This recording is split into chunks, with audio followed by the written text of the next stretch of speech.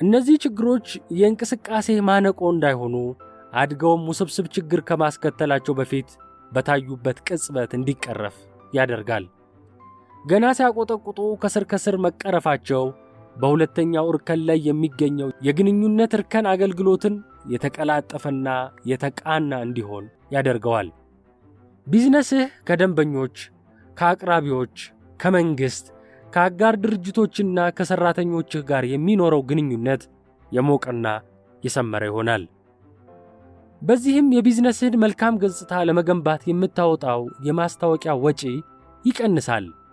የተበላሹ ግንኙነቶችን ለማደስ በሚደረገው አታካሽ ጥረት የሚባክነው የገንዘብ፣ የጊዜና የሰው ኃይል ሀብትን በትክክለኛው የሥራ ዓላማ ላይ ማዋል ይቻላል። ለምሳሌ የገበያ ሥርዓቱ የተጠናከረ፣ ሁሉ ነገሩ በግሩም ሁኔታ የተዋቀረ አጓጊ ሐሳብ በሽርክና እንድትሠራው በግንኙነት ክፍሉ አማካኝነት ቀረበልህ እንበል። በግልህ ግብዣው ቀልብህን ማረከው። ያለ ሲስተም የምትሠራ ቢሆን ኖሮ ካመንክበት በቂ ነው። መስማማትና መተግበር ትችላለህ።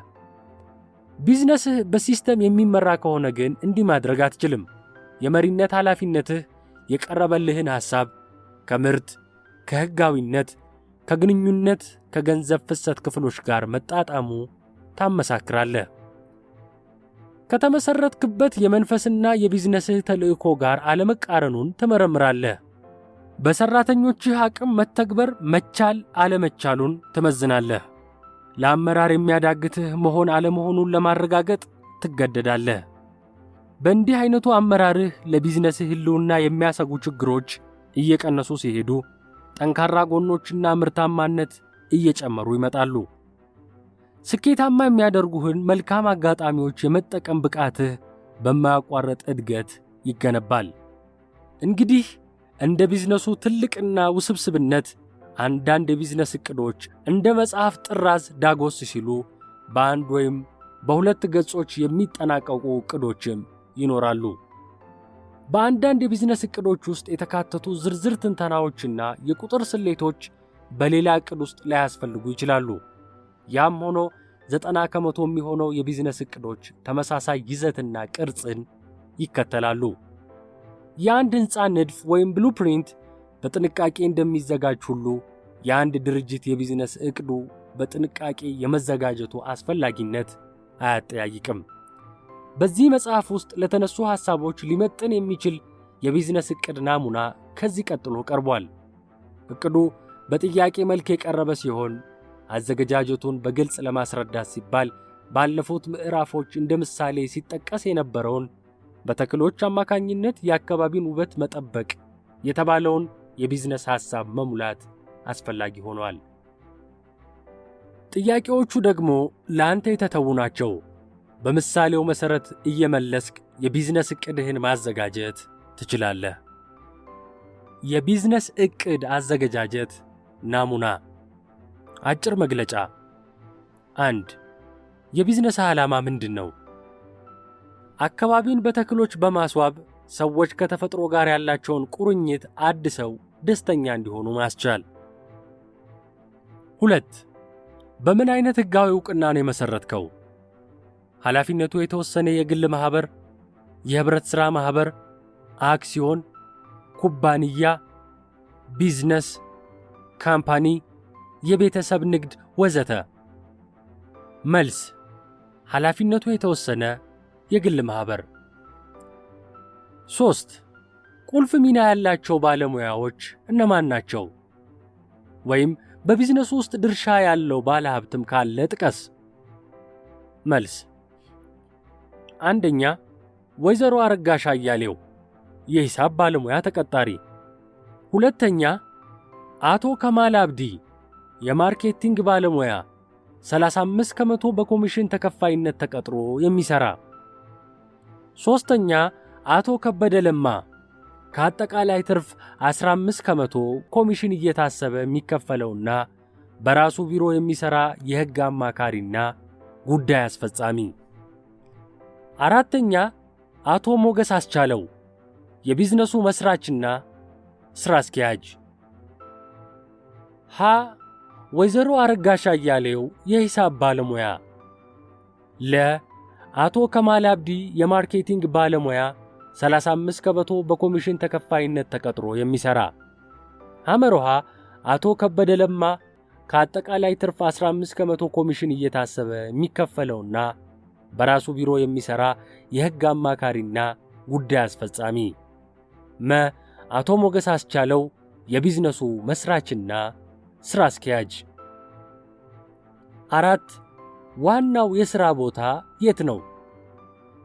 አዲስ አበባ የካ ክፍለ ከተማ ቀበሌ 00 የቤት ቁጥር 000 ኮተቤ መምህራን ኮሌጅ ጀርባ። 5 ለቢዝነሱ ያለ ራዕይ ምንድነው? ከተሞችን በእጽዋት መሙላት፣ መንገዶችና አደባባዮችን በተክሎች የሚያደምቅ ግዙፍ ቢዝነስ መገንባት። ድርጅታዊ መዋቅር የቢዝነስ ዕቅዱ ሁለተኛ ክፍል። 6ኛ የአመራር ወይም የአስተዳደር ቡድኑ ብቃት ምን ያህል ነው? ከትምህርት ደረጃና ከልምድ አኳያ ግለጽ። ወይዘሮ አረጋሽ ለ4 ዓመታት በንግድ ድርጅት ውስጥ በሂሳብ ሰራተኝነት ስታገለግል የቆየች ናት። በዲፕሎም ደረጃ የአካውንቲንግ ምሩቅ ስትሆን ቀድሞ በነበረችበት ድርጅት ውስጥ ከአስተዳደር ቡድኑ ጋር ተዋህዳ ትሰራ ስለነበር ጥሩ ተሞክሮ አካብታለች። አቶ ከማል በተለያዩ ድርጅቶች ውስጥ በሽያጭና ማርኬቲንግ ሥራዎች ሰርቷል። እዚህ የኮሚሽን ድርሻው ከፍተኛ ስለሆነ ቢዝነሱን እንደራሱ ቢዝነስ ይቆጥረዋል። በጣም ጥሩ የገበያ ዕቅዶች አዘጋጅቷል። ሥራውን ዘመናዊ በሆነ መንገድ እንድናከናውን ከፍተኛ ጫና ያሳድርብናል። ለድርጅቱ ሞተር ነው ማለት ይቻላል። አቶ ከበደ በሕግ ሥራ ላይ ከ30 ለማያንሱ ዓመታት የቆየ የሕግ ባለሙያ ነው። የቢዝነሱን ዓላማ ስለወደደው በተጠቀሰው ክፍያ በራሱ ቢሮ ያገለግለናል። ከተማን ማስዋብ ብዙ ውጣ ውረድ አለው። ከመሬት አጠቃቀምና ከክፍያ ጉዳዮች ጋር በተያያዘ የሚገጥሙንን ችግሮች በማቃለልና የሕግ ድጋፍ በመስጠት ትልቅ ሚና ይጫወታል። አቶ ሞገስ በ20ዎቹ መጨረሻ የዕድሜ ክልል ውስጥ የሚገኝ ወጣት ነው። ከ2 ዓመታት በፊት በፖለቲካል ሳይንስ የተመረቀ ቢሆንም ለተክሎች ትልቅ ፍቅር ስላለው ይህን ቢዝነስ መሠረተ። የአመራር ብቃቱን ለማሳደግ የሚረዱትን ጽሑፎች እያፈላለገ ያነባል። ከሌሎች የመማር ከፍተኛ ጉጉትም አለው። ስብጥራችን የአስተዳደር ብቃታችን እንዲጎለብት አድርጓል። 7 የድርጅት አወቃቀር እንዴት ነው የሚሆነው? ድርጅቱ በ3 ዋና ዋና ክፍሎች የተዋቀረ ሲሆን በመጀመሪያው ክፍል ውስጥ ሥራ አስኪያጁ አቶ ሞገስ ይገኛል። ሁለተኛው ክፍል ደግሞ የሂሳብ ሠራተኛው ክፍል ነው። በዚህ ክፍል ወይዘሮ አረጋሽ ትገኛለች። በሦስተኛው ክፍል ውስጥ ግንኙነቶች ወይም ማርኬቲንግ፣ ምርት ክፍልና የሕግ ጉዳዮች አሉ። በዚህም መሠረት ግንኙነቶችንና ማርኬቲንግን አቶ ከማል፣ የሕግ ክፍል ውስጥ ደግሞ አቶ ከበደ ይገኛሉ። ምርት ወይም አገልግሎትህ እና መሟላት ያለባቸው ሌሎች ነገሮች እኚህ የቢዝነስ ዕቅዱ 3ኛ ክፍል ውስጥ የሚዘረዘሩ ናቸው። 8 ምርቶችህ ወይም አገልግሎቶችህ ምንድናቸው? ሁሉንም ዘርዝራቸው። የተለያዩ የአበባ ዝርያዎችን በማንኛውም ስፍራ ማቅረብና ተክሎ ማጽደቅ። በማስቀመጫ ውስጥ የሚበቅሉ የቤት ውስጥና የውጭ አበባዎችን አሳድጎ ከነማስቀመጫቸው ማቅረብ። የግቢ አትክልትን መንከባከብ፣ አካባቢን በተክሎች ማስዋብና መናፈሻዎችን ማዘጋጀት፣ አደባባዮችን፣ የከተማ አረንጓዴ ክልሎችን መንከባከብ። 9 ለማምረት ወይም አገልግሎት ለመስጠት የሚያስፈልጉ መሳሪያዎችን ዘርዝር። 4 የእጅ ጋሪ፣ 300 ሜትር የውሃ ማስተላለፊያ የፕላስቲክ ቱቦ፣ 1 ትልቅ የውሃ ማጠራቀሚያ ታንከር፣ 6 ዶማ፣ 6 ጃምባ፣ 6 አካፋ። የተቀሩት በሌላ ወረቀት በዝርዝር ተጽፈው ከጀርባ ቢያዙ የተሻለ ይሆናል። 10 ወደፊት ምን ልታመርት ወይም ምን አይነት አገልግሎት ልትሰጥ ታስባለህ? ከቆሻሻና ብስባሽ በባህላዊ ዘዴ የሚዘጋጅ ማዳበሪያ ማምረት። የምትሰማራበት ዘርፍ ትንተና። የቢዝነስ ዕቅዱ አራተኛ ክፍል 11 የዘርፉ ሁኔታ ምን ይመስላል? ወይም በዘርፉ ውስጥ ምን ያህል ድርጅቶች አሉ? የንግዱ ማህበረሰብ ልማድና የኋላ ታሪኩ በአጭሩ ግለጽ። ዘርፉ እንደ ንግድ ሥራ የተለመደ አይመስልም።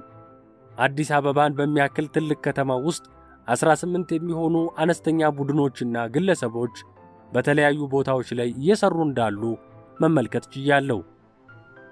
በአግባቡ ባይደራጁም መንገድ ዳር አትክልቶችን እየደረደሩ መሸጥ ካለፉት 6 ዓመታት ወዲህ እየተስፋፉ መጥቷል።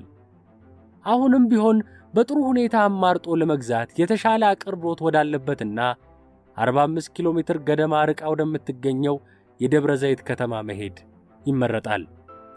በዘርፉ የተሰማሩት ግለሰቦች አብዛኞቹ ከዝንባሌ ማርካት አኳያ ቀስ በቀስ የገቡበት ሥራ ቢሆንም እንደ ማንኛውም ንግድ አስፈላጊውን ቅድመ ሁኔታ አሟልተው የጀመሩት አይደለም። 12 ኢላማ ያደረግካቸው ደንበኞች እነማን ናቸው? አዲስ አበባ በግንባታው ዘርፍ በከፍተኛ ፍጥነት በማደግ ላይ ያለች ከተማ ናት። በመሆኑም ኢላማችን ትልልቅ ሆቴሎች፣ የተለያዩ ድርጅቶች፣ አፓርታማዎችና ባለግቢ ቪላዎች ላይ ያነጣጠረ ይሆናል። 13 ዋና ዋና ተወዳዳሪዎችህ እነማን ናቸው? አንደኛ ደብረ ዘይት ከተማ የሚገኙ አቅራቢዎች። 2 አዲስ የተቋቋመ የወጣቶች ማህበር። 14 የተወዳዳሪዎችህ ጠንካራ ጎኖች ምንድናቸው? እንዴትስ ትቋቋማቸዋለህ? ደብረ ዘይት የሚገኙት አቅራቢዎች ጠንካራ ጎኖች ለበርካታ ዓመታት ሥራው ላይ ስለቆዩ ታዋቂነት አላቸው። ስለ አትክልቶችና አበቦች አያያዝም ጥሩ ዕውቀትና ልምድ አዳብረዋል። እኚህን አቅራቢዎች ልቋቋማቸው ያሰብኩት የተለያዩ የማስታወቂያ ስልቶችን በመጠቀም በተሻለ ብቃትና ዘመናዊ መንገድ የሚሠራው ድርጅቴን በቋሚነት ማስተዋወቅ፣ እንዲሁም በግብርና ሚኒስቴር ስር የሚተዳደሩና በአትክልቶች ሁኔታ ላይ የሚሠሩ በርካታ ተቋማት አሉ። እነዚህ ተቋማት ጋር ጠንካራ ግንኙነት በመፍጠር የማያቋርጥ የምክር አገልግሎት ተጠቃሚ በመሆን ሳይንሳዊ ግንዛቤ መጨበጥ። የወጣት ማህበሩ ጠንካራ ጎኖች በተጠሩበት ቦታ ሁሉ እየተገኙ በከፍተኛ ትጋት ይሰራሉ። በዘርፉ ውስጥ ጎልተው የሚወጡበትን አቅጣጫ ይዘዋል። የብዙዎችን ትኩረት እየሳቡ ነው። የዚህን የወጣት ማህበር ልቋቋምበት ያሰብኩት ጠንካራ የማርኬቲንግ ስትራቴጂ በመዘርጋት ታላሚ ገበያችን ላይ ቀድሞ በመገኘት በተሻለ ቅልጥፍና ዘመናዊ አገልግሎት መስጠትና ዝቅተኛ ሊባል የሚችል ዋጋ በማስከፈል ደንበኞቻችንን በአስተማማኝ ሁኔታ ማርካት። በተጨማሪም የግንኙነት ክፍሉ በበርካታ ስልቶች ውጫዊ ግንኙነቶች ስለሚያደርግ በየዕለቱ ተጨማሪ ዕውቅና የምናገኝበት ዘዴዎችን ይፈጥራል። በአጭር ጊዜ ውስጥም የዘርፉ አውራ ድርጅት ሆነን የምንታይበት ገጽታን በመገንባት እንቋቋማቸዋለን። 15 የተወዳዳሪዎችህ ደካማ ጎኖች ምንድናቸው? እንዴትስ ልትጠቀምባቸው ትችላለህ? በደብረ ዘይት የሚገኙት ተቋማት የሚከተሉት ደካማ ጎኖች አሏቸው። ምንም አይነት የገበያ ማስፋፋት ሥራ አይሰሩም። ሥራው ራሱ ወደ እነሱ መምጣቱን እንደ በቂ ሁኔታ ቆጥረውታል። ማንኛውንም ነገር የሚያከናውኑት ልማዳዊ በሆነ መንገድ ነው። ይህን ደካማ ጎን ልጠቀምበት ያሰብኩት የገበያ ማስፋፋት ሥራን በተደራጀ መንገድ በማከናወን ነው። በአንድ ዓመት ውስጥ 4ቱንም አይነት የገበያ ስትራቴጂዎች ለማከናወን የሚያስችል የማርኬቲንግ ዕቅድ ቀርጸናል። እንቅስቃሴያችንን በተጠናከረ መልኩ በማከናወን ገበያውን እንቆጣጠረዋለን። 4ቱ የማርኬቲንግ ስልቶች ምዕራፍ 11 ውስጥ ማምረት፣ መሸጥ፣ ማደግ በሚለው ርዕስ ስር ተብራርተዋል። የወጣት ማህበሩ ደካማ ጎኖች። ወጣቶቹ በወጣትነት ኃይላቸው እዚህም እዚያም እየተሯሯጡ ይሰራሉ እንጂ በማህበሩ አማካኝነት የሚያደርጉት አጥጋቢ እንቅስቃሴ የለም። በእቅድ አይመሩም። የተጠና አካሄድ አይከተሉም። እንደው ዘርፎ ምንም እንቅስቃሴ ስላልተደረገበት ጎልተው ወጡ እንጂ ያን ያህል የተቀናጀና የተደራጀ ሁኔታ የላቸውም። የወጣቶቹን ማህበር ደካማ ጎኖች ልጠቀምበት ያሰብኩት ቢዝነሴን በጠንካራ ሲስተም አማካኝነት በማከናወን ነው። ምንጊዜም የአበበና የበለጠን የውሃ ማቅረብ ሥራ ለማስታወስ ሞክራለሁ። አበበ ከወንዙ ውሃ እየቀዳ በገንዳው ውስጥ በማቅረቡ ቶሎ አገልግሎት መስጠት፣ ገንዘብ ማግኘትና በአካባቢው መታወቅን አትርፏል። የኔ ቢዝነስ እስኪከሰት ድረስ የእነዚህም ወጣቶች ጥረት እንደ ስኬት ሊቆጠር ይችላል። እንደ በለጠ የቧንቧ ውሃ ሊቆጠር የሚችል ምርትና አገልግሎት መስጠት ሲጀምር ሁሉም ነገር ያበቃል። እንደ አበበ የሚያስቡ ከሆነ ከታላሚዎች ውጪ ያሉትን ሰዎች በዚያው ዘዴያቸው ማገልገላቸውን ይቀጥላሉ እንጂ አስጊ አይሆኑም። የገበያ ዕቅድ። የቢዝነስ ዕቅዱ 5ኛ ክፍል 16 የገበያ ስልትህ ምንድን ነው? ከአራቱ ፒ ወይም ፕሮዳክት፣ ፕሌስ፣ ፕራይስ እና ፕሮሞሽን አኳያ ግለጽ። ሀ ምርት። ምርት ወይም አገልግሎትህን የተለየ የሚያደርገው ምንድን ነው? በተደራጀና በሲስተም አማካኝነት ስለምንሰራ ጥራት ልዩ ከሚያደርጉን ነገሮች ዋነኛው ነው። በጣም ብዙ አይነት አበባና ተክሎች ይኖሩናል። በትላትል ያልተጠቁ፣ አዋራ ያልያዙ፣ ድር ያላደራባቸው፣ ያልቀጨጩና ያልወየቡ በእንክብካቤ የተያዙ ተክሎችና አበቦችን እናቀርባለን። በአትክልተኝነት ዕውቀት ላይ የተመሠረተ አገልግሎት ለመስጠት እንሞክራለን። አንዳንድ ተክሎች ከፍተኛ እንክብካቤ ሲፈልጉ፣ አንዳንዶቹ ደግሞ ችግሮችን ተቋቁመው የሚቆዩ ስለሆነ ከደንበኞቻችን ሁኔታ ጋር ሚስማማውን ለመለየት እናማክራለን። ከውበት አኳያም ቢሆን የተረከብነው ስፍራ ላይ ያለንን ተክለን ከመሄድ ይልቅ ከአካባቢው ሁኔታ ጋር ሚስማሙትን በመምረጥ በእርግጥም ለቦታው ልዩ ውበት በሚያጎናጽፍ መልኩ እናከናውናለን። ለቦታ ምርት ወይም አገልግሎትህን ይዘህ የምትገኝበት ስፍራ ለደንበኞችህ ምቹ ነው? ለትራንስፖርት አያስቸግርም? ከሌሎች ጉዳዮች ጋር እግረ መንገድ ማግኘት ይቻላል? አካባቢው አያሰጋም? ደስ ይላል? ከቢዝነሱ ጋር ይስማማል? ኮተቤ የሚገኘው ዋና ማምረቻ ስፍራ ከዋናው መንገድ ብዙ ያልራቀ ምቹ ስፍራ ነው። አብዛኛው ስራችን የሚከናወነው እኛ ወደ ደንበኞቻችን በመሄድ ስለሆነ ምርት የማድረስም ሆነ አስቀድሞ ገበያ የማፈላለግ ሥራውን በትጋት በማከናወን ለደንበኞቻችን ቅርብ እንሆናለን። ሐመሮሃ ዋጋ። ከተጠቃሚዎች የመግዛት አቅም አኳያ ውድ ወይም ርካሽ ሊባል የሚችል ነው? ከሌሎች አቅራቢዎች ጋር ሲነጻጸር ዋጋው ይስባል?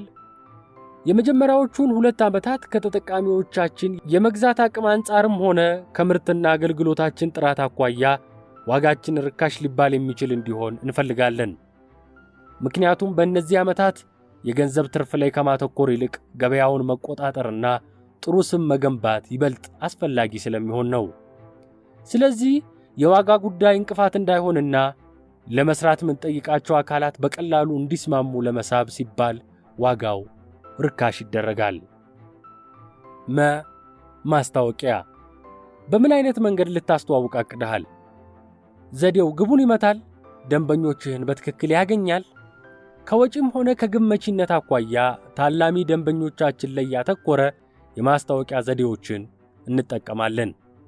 ዝርዝር ሁኔታችንን የሚገልጹ ባለቀለም ብሮሸሮች በማሳተም ታላሚዎቻችን በሚተላለፉባቸው አውራ ጎዳናዎች ቆሞ ማሰራጨት፣ ታላሚዎቻችን የሚከታተሉት ጋዜጣና ማንኛውም የህትመት ውጤት ላይ መውጣት፣ ታላሚዎቻችን የሚከታተሉት የሬዲዮ ፕሮግራምን ለይተን ሊያደምጡ የሚችሉበት ሰዓትን አጥንተን መልቀቅ፣ ባስዋብናቸው ስፍራዎች ላይ አነስተኛ ሰሌዳዎችን መትከል፣ ታላሚዎቻችን በሚበዙበት ስፍራ የማስታወቂያ ሰሌዳ መስቀል፣ ስለ ሥራችን የሚገልጹ ደብዳቤዎችን መበተን።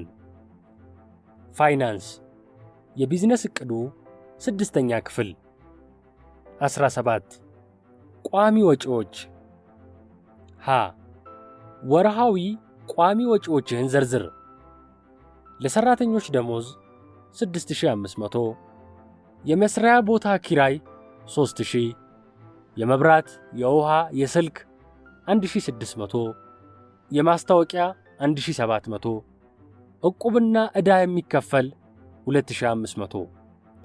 ቀሪው ዝርዝር ከጀርባ በሚያያዝ ወረቀት ቢገለጽ መልካም ነው።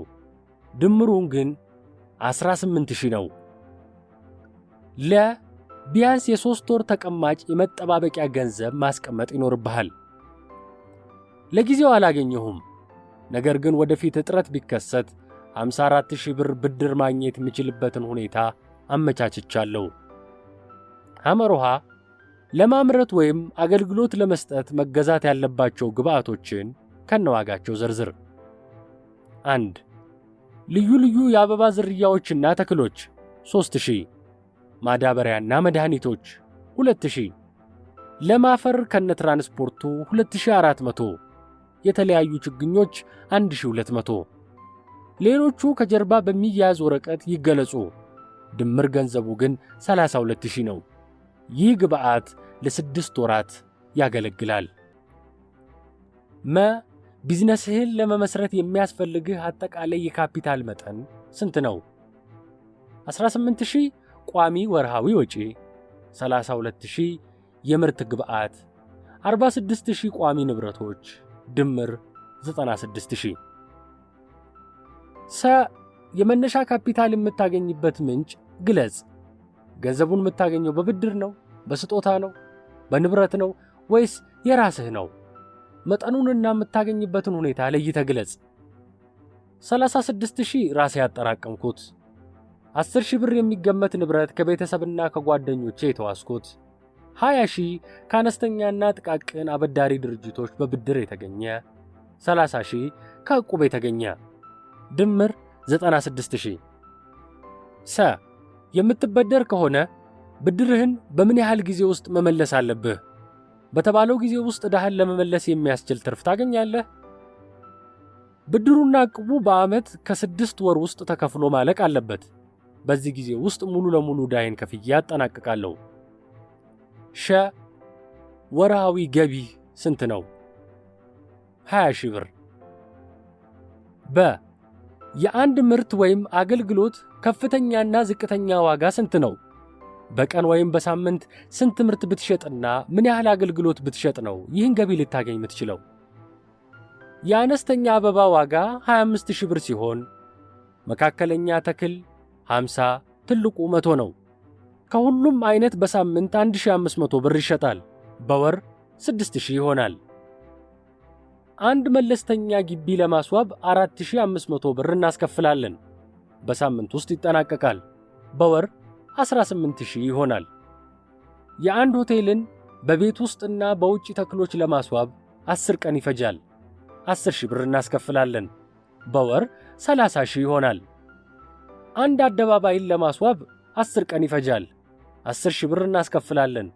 በወር 30000 ይሆናል። እንግዲህ በወሩ ውስጥ 84000 ብር የሚገመት ገቢ ልናስገባ የምንችልበት የገበያ ዕድል አለ ማለት ነው። ከዚህ ውስጥ 1/4 ብቻ ብናሳካ የሚጠብቀንን ወጪ እንሸፍናለን። በየ3 ወሩ አነስተኛ መሻሻል እያደረግን ከተጓዝን በዓመቱ መጨረሻ 90000 ብር የተጣራ ትርፍ ይኖረናል። ይህ ትርፍ በየዓመቱ 10 ከመቶ ይጨምራል። ይህ ተራኪ ነው።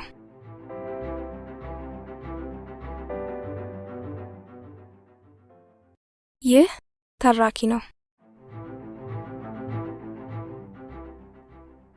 ምዕራፍ 10 ሕጋዊ የቢዝነስ ፒራሚዱ 4ኛ እርከን። ብዙውን ጊዜ አነስተኛ ቢዝነሶች ይህ ክፍል እንደማያስፈልጋቸው ይሰማቸዋል። ስለዚህ አነስተኛ እንደሆኑ ይቀራሉ ወይም ውድቀታቸውን በጉጉት ይጠባበቃሉ። እርግጥ ነው የሕግ ክፍል እንደ ምርት ወይም ግንኙነት ክፍል በዕለት ተዕለት ተግባራት ላይጠመድ ይችላል።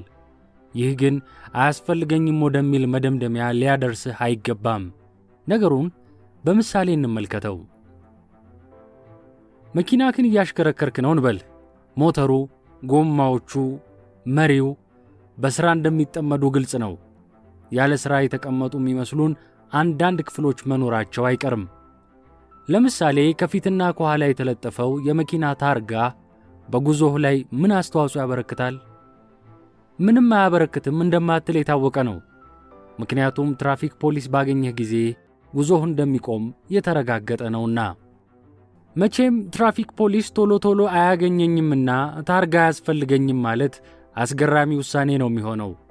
መኪናህ የቱንም ያህል ትንሽ የቱንም ያህል አሮጌ ብትሆን ታርጋ ያስፈልጋታል። አለበለዛ እንደ ልብ ተዘዋውራ የተፈበረከችበትን የማጓጓዝ ዓላማ ማሳካት አትችልም። ቢዝነስህም እንደዛው ነው። ይህን ሕጋዊ የተሰኘ ክፍል ባለሟሟላት ምክንያት ብዙ ሳንካ ይገጥመዋል። እያሳመመ የሚያስተምር በሚል ተጨማሪ ስያሜ የሚጠራው ይህ የሕጋዊነት ክፍል በቢዝነስህ ውስጥ የሕይወት አድን ሚናን ይጫወታል። ብዙዎቻችን ንግድ ከሕግ ጋር ያለውን ውስብስብ ቁርኝት በተሟላ መልኩ ባለመገንዘባችን ለተለያዩ ጉዳቶች እንዳረጋለን። የንግዱ ዓለም በማጭበርበር በንጥቂያና ክህደት ታሪኮች የተሞላ እንደሆነ የታወቀ ነው። በእነዚህ አደገኛ ሁኔታዎች ሳትደናቀፍ እንዴት ነው ሥራህን በተሳካ ሁኔታ ልታከናውን የምትችለው?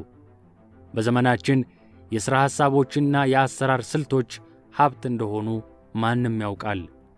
አስፈላጊውን ጥንቃቄ ካላደረግ በሐሳብ ደረጃ ያሉ ሀብቶችህ ተዘርፈው ሲቸበቸቡ ታይ ይሆናል። ለዚህና መሰል ችግሮች መፍትሔ ለመስጠት ነው የሕግ ክፍሉ በአራተኛው እርከን ላይ የተቀመጠው። የሕግ ክፍል የጥበቃ ሥራ ከማከናወኑም በላይ የሀብት ምንጭ ሆኖ የሚያገለግልበት አጋጣሚም አለ። በጥንቃቄ የተዘጋጁ ሕጋዊ የስምምነትና የውክልና ሰነዶች እንደ ብር መበደሪያነት፣ እንደ ሽርክና የመመስረቻ ግብዓትነት፣ የጨረታ መወዳደሪያ ሰነድነትም ሊጠቅሙ ይችላሉ። እየተነጋገርን ያለነው ሕጋዊ ተቀባይነቱ የተረጋገጠና ዝርዝር ጉዳዮችን በተሟላ መልኩ ስለሚያስረዳ ሰነድ እንጂ በቁራጭ ወረቀት ጫር ጫር ተደርጎ ስለመፈራረም አይደለም። የቢዝነስ ባለቤቶች ከንግድ ሕጎች በተጨማሪ ለሀገሪቱ አጠቃላይ ሕጎች ትኩረት ይሰጣሉ።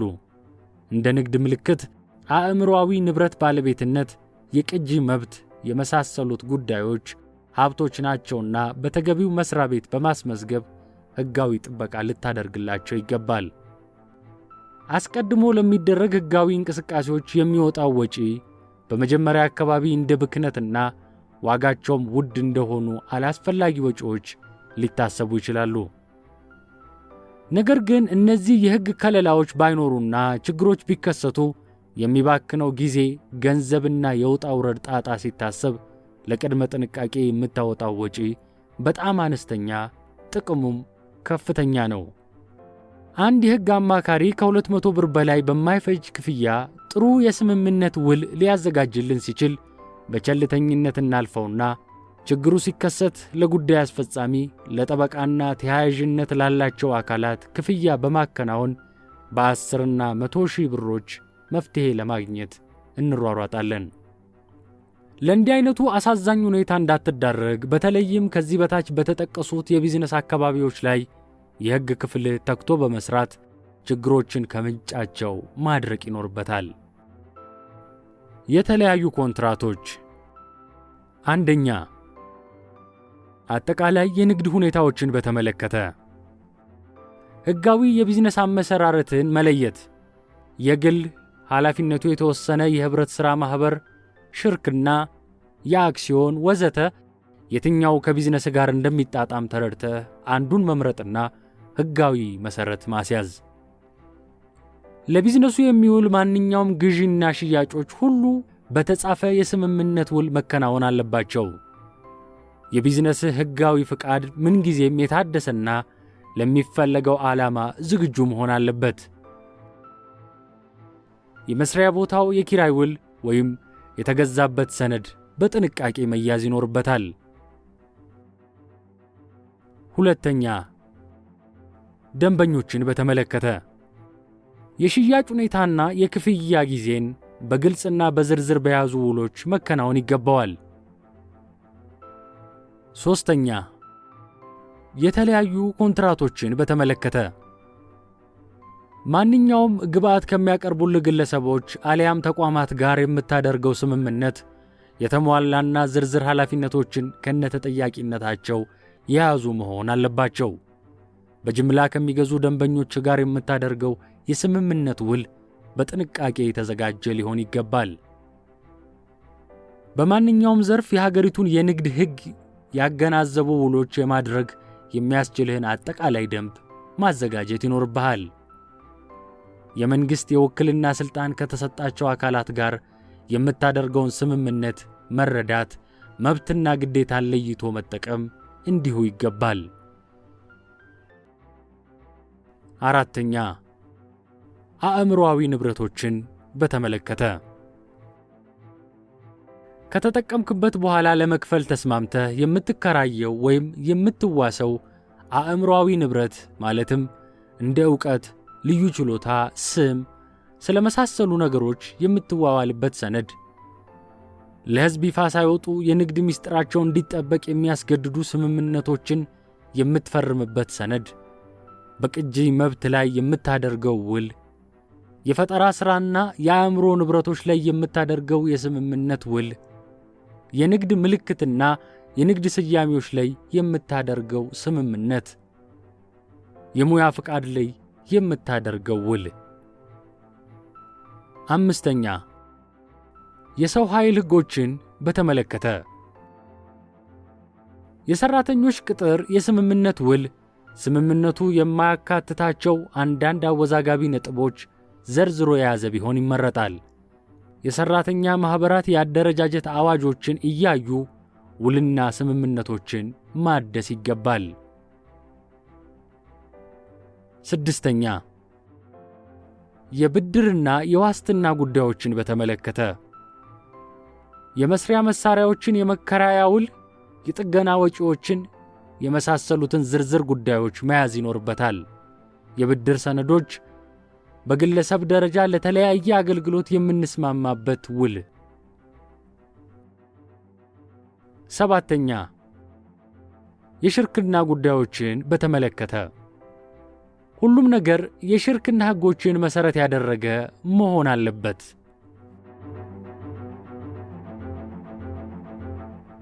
ይህ ተራኪ ነው።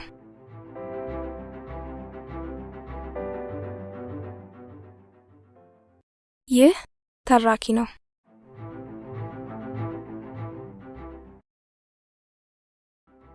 በፍጥነት ያፈገፈገው ሸማች ከእንግዲህ ፋሽኑ ካናቴራ ነው እንደሚል አዋጅ ስለተቀበሉት በፍጥነት ወደ ካናቴራ ግዢ ተመለሱ።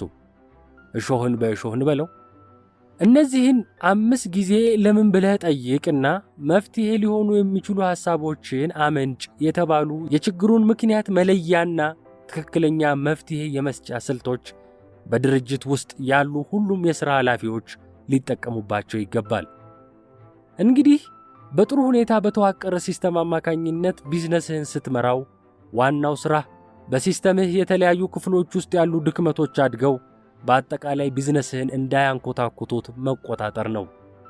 ድክመቶቹ የሚመነጩት ከመርሆች፣ ከነባር የአሰራር ስልቶች፣ ከአዳዲስ ሐሳቦች፣ ከሠራተኞች ብቃት፣ ከአመራር ችሎታ፣ ከተልዕኮ ሊሆን ይችላል። ተልዕኮ የተሳሳተ ከሆነ በሁሉም ክፍሎች ላይ የመርህ፣ የአሰራር፣ የአስተሳሰብ ችግሮች በቋሚነት መታየታቸው አይቀርም። ጊዜህን እነዚህ ውጥንቅጦችን ለማስተካከል ብቻ የምትጠቀምበት ከሆነ ቢዝነስህን በሲስተም አማካኝነት እያከናወንክ ነው ለማለት ያስቸግራል። የሲስተሙን የተለያዩ ክፍሎችን አሰራር መቆጣጠርና ሲስተሙን ሲጠግኑ መዋል እጅጉን የተለያዩ ጉዳዮች ናቸው። የመኪናህን መሪ ጨብጠህ በአስፈላጊ ጊዜ ማርሽ እየቀያየርክ በመስታወት ወደ ኋላና ወደ ጎን እየተመለከትክ በፍጥነት መቆጣጠሪያህ ላይ ከምታነባው መረጃ አኳያ ነዳጅ እየሰጠህ ማሽከርከር ከቻልክ ከመኪናህ የምትጠብቀውን አገልግሎት በአግባቡ እያገኘህ ነው።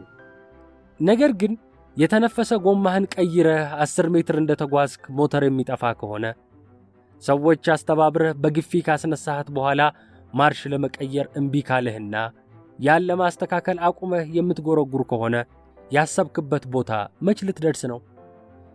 የዚህ መኪና ሲስተም እንደ ጤናማው መኪና ሲስተም ጠቃሚ ነው ማለት ይቻላል? የመኪናህ ተልዕኮ ምቾትህን በጠበቀ መልኩ አስተማማኝ ትራንስፖርት መስጠት ሆኖ ሳለ አጠቃላይ ሲስተሙ በትክክል አለመስራት ምክንያት ሌላ ጣጣ አምጥቶብሃል። ቢዝነስም ልክ እንዲሁ ነው። ሲስተምህ ችግር ካለበት ወዲያውኑ መታወቁ አይቀርም። ጥሩም ከሆነ ውጤት ማስገኘቱ ባይካድም ህልውናው በሰራተኞችህ እጅ ላይ በመሆኑ ምንጊዜም ከሰራተኞች ጋር ተቀራርበህ መስራት ይጠበቅብሃል። የቡድን አባላትህ ማለትም ሰራተኞችህ ተልእኮህን እንደ ተልእኳቸው በመውሰድ ጠንካራ አንድነት ፈጥራችኋል። መቼም አብረው እንዲሰሩ ስትመርጣቸው ሙያዊ ብቃታቸው አሳምኖህ እንደሚሆን ጥርጥር የለውም። ሕጋዊ የቅጥር ስምምነት እንደምትፈራረሙም ይታወቃል። እንደ ሲስተም መሪነትህ ግን ትልቅ ትኩረት ሰጥተህ ልትመለከተው የሚገባው ቁም ነገር ምን መሰለህ? ስነ ልቦናዊ ስምምነት መፈጸማችሁን ነው። ሥራው ሕሊናቸው ፈቅዶታል? ከልባቸው አምነውበታል? ችሎታቸውን አሟጠው ለመስራት የሚያነሳሳቸው ስነ ልቦናዊ ምክንያት አይተህባቸዋል? የሞራል ግዴታ ከሕግ ግዴታ በላይ ይሠራል። ስነ ልቦናዊ ስምምነት ከሚጠበቅባቸው በላይ እንዲሰሩ ያስገድዳቸዋል። እንደ ታማኝነት፣ ኃላፊነት ያሉ ግሩም እሴቶች የስነ ልቦና ስምምነት አንቀጾች ናቸው። ስለዚህ ሰራተኞች ሥራውን ደስተኛ ሆነው እየሰሩት ነው። የቢዝነስ አካል በመሆናቸው ኩራት ይሰማቸዋል። አብረው የመዝለቅ ፍላጎትስ አላቸው።